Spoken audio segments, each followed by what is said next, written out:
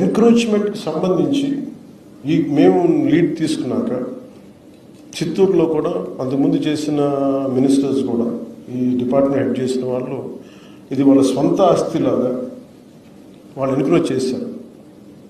మాకు ఒకటి ఏమనిపించిందంటే ఇంతమంది ఉన్నతాధికారులు ఉండి డిఎఫ్ఓ స్థాయిలో కావచ్చు, దానికి మించిన బీట్ ఆఫీసర్స్ కావచ్చు, ఎవరు కూడా దాన్ని ఎందుకు హైలైట్ చేయలేకపోయారని అనిపించింది.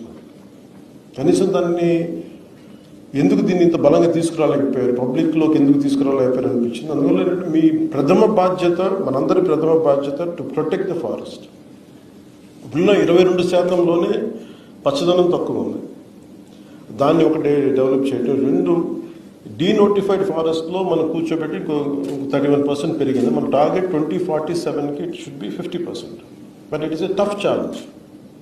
అదంత తేలికేంది కాదు. But we will come together, will work together, will see how we can take it forward.